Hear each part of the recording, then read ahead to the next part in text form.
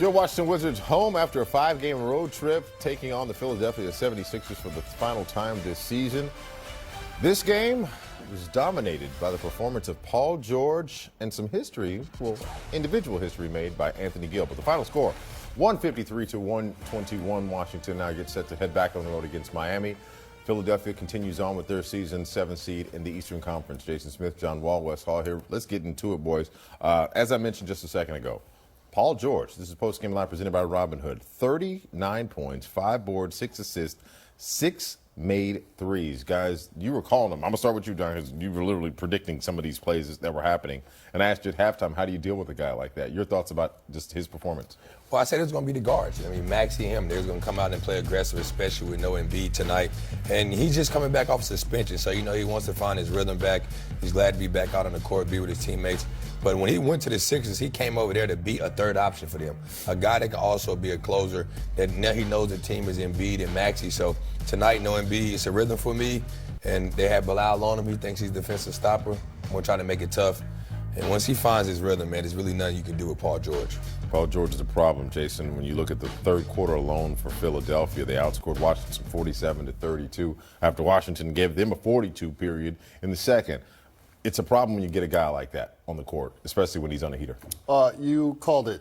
Mr. Predictability over here was calling every move that he was going to make, but that's knowing your personnel. And I think that the Washington Wizards, that shows their youth. You got to know who you're going against, know what their tendencies are, know what their moves are. And to go against Paul George, he had fresh legs. He had been out for a long period of time. He wanted to go out there and have a get-right game, and I think that he did that. He got his confidence going early. His shot was falling, and he was aggressive offensively. He was getting into his rhythm. He was feeling comfortable out there, and I think the Wizards just really couldn't do much to stop him. Indeed. He finished with 39 points. He had 24 at the half. The 15 that he scored in the second half all came in that third period. So we got to acknowledge, as we always say, we respect our opponent. Yep. Now I want to get to something that's a positive note for Washington, especially for Anthony Gill, who's had 18 points 3 times this season. And I was like, there's got to be a game where he finally eclipses that and sets a new career high. Well, he did just that with 21 points tonight. That's why we're going to give him our Clark Construction Hard Hat Player of the Game. This guy is the people's champ. Like, Anthony Gill is the kind of guy you need to have in your locker room, in your organization. His final tally tonight, as mentioned, 21 points, 6 boards, 6 assists. Oh, by the way, perfect from deep, John Wall. 3 for 3 for AG. Well, yeah, like you said, he's the guy you want to have in your team. Great locker room guy, great leadership, great presence, true professional, going to do the right things all the time. But most importantly, he came and just played his role. He pick and pop at times, knock down 3 for 3, knew when to roll, get to the little sweet spot in the pick and roll. And also, he's 8 for 9. Yeah. But one thing I love is it's the 6 assists for me. Yes. I'm not just out here to shoot the ball. I'm out here making plays for others and doing the right things. And when you're in this situation, a lot of times he's not going to play.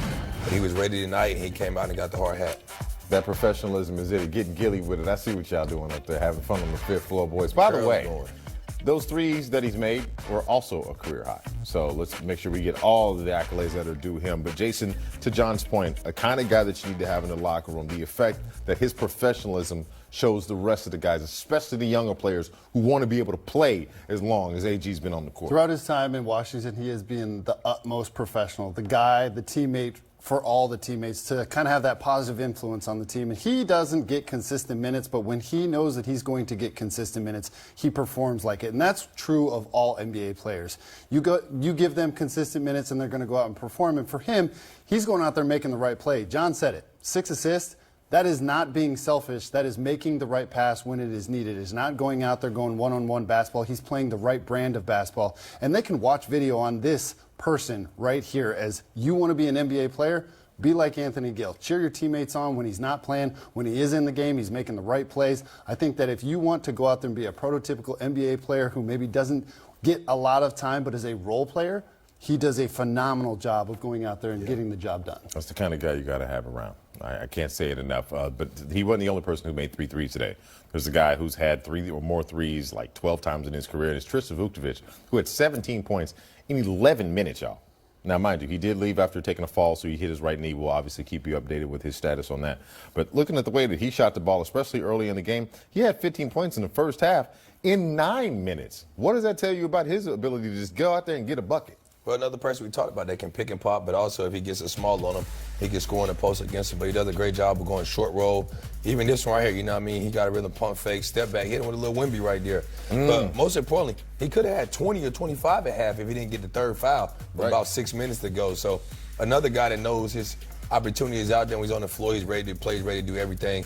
He got his little thing he do when he make a three. I don't know what that is. But, he's definitely out there balling, taking advantage of his opportunity, though. Go for it, Jay. You know, with Vucevic, he knows he's instant offense, and he has a quick trigger out there, a quick release. And he knew the bigs that he was playing. He was making sure that he was being aggressive against Bona, against Drummond. And I really wish that he did not get that third foul because he could have been that offensive threat for the Wizards. But also to see him going down with a little bit of an injury, you wish him the best, but he knows his confidence level is sky high. And whenever his hands touch the ball, he is the utmost scoring threat for the Washington It reminds me of that Lakers game where Tristan got the early dunk and the early three. He was like I said, I don't know what to sell he is. Give me more. He was flashing to go into the court. I'm like, that. He has a ton of confidence, so it's never overstated about how he loves the game and loves to be out there. So again, we'll keep you updated. Now let's talk about Will Riley. 18 points with 2 or more made threes. Tonight he finishes with what, boys? 18 points, 1 rebound, but 3 assists. And again, it's not about the amount of work that he does, but he spent more time on the court than any other Wizard besides Anthony Gill, who spent 34 on there. Will Riley with 32 minutes on the court. What does the time say about his productivity, John? Well, he's producing. He's out there. He's taking full advantage of his time. And he didn't get it going early. You know what I mean? Other guys had it going early. He got it going like third quarter. And like y'all always say, fourth quarter, you got to watch out for Will Riley. He's going to get to his. But I think for him, he was making the right plays. He was doing the things the right way. His assists might not add up to having 3. He probably could have had 6 or 7 if guys made a couple of shots. But just playing the right way, playing with the Florida offense and not trying to force it. I mean, going 8 for 12 from the field, that's being very efficient there. And you know, with Will, he's done a really good job of handling the fact that he is now on the scouting report. Yes, sir. The later part of this season, he's getting more playing time. He's playing really consistent minutes. So everybody knows that, hey, this guy is the guy that you need to stop because he, along with Tricky, Tristan Vucevic, he's getting the consistent minutes to go out there and produce offensively. And he's really going into his bag of getting to the rim. But he had to deal with some good defenders out there in PG. And I think that for him, this is a great opportunity to go against those tougher defenders and learn from those opportunities for the rest of the season. I think it's fair to say that he's going to be on that scout for the remainder of the season. Yes, so sir. it's definitely going to be incumbent upon him to be prepared for a trip down to Miami. They know you're coming. Trip up to Brooklyn. They see you coming. You got to come home against Chicago. And then you'll see Miami again. And don't forget, you got to close the season out in Cleveland. They're not backing out from nobody either. Well, it's a great opportunity to go against upper echelon defensive teams that are prepping for the playoffs. Those games at the end of the season might determine which seed that they're out. Maybe they want to lose, maybe they want to win. But regardless of who you're playing, go out there and play your style of basketball. Build on it every single day. Don't relax. This is the end of the season. A lot of people say, I can't wait for summer to come. No. Go ahead. You're a young player. You got to keep on stacking days. What does that mean, John? I heard that. Go ahead means don't go ahead and just think you're ready for the summer. This is an opportunity, like we said, take full advantage of the opportunity. And you're going to go against a lot of teams, like Jason said, that's preparing for the playoffs. They're trying to get their team ready, trying to be in the rhythm. You want to go into the summer being healthy and being in the rhythm so you can go hit the ground running to prepare yourself for workouts over the summer to get better for next season. See, that's why it's good to listen to. You got, what, 2 eyes, 2 ears, 1 mouth? 2 ears. Use these. They'll help you see and hear a lot of things in life, guys. Thanks for the breakdown here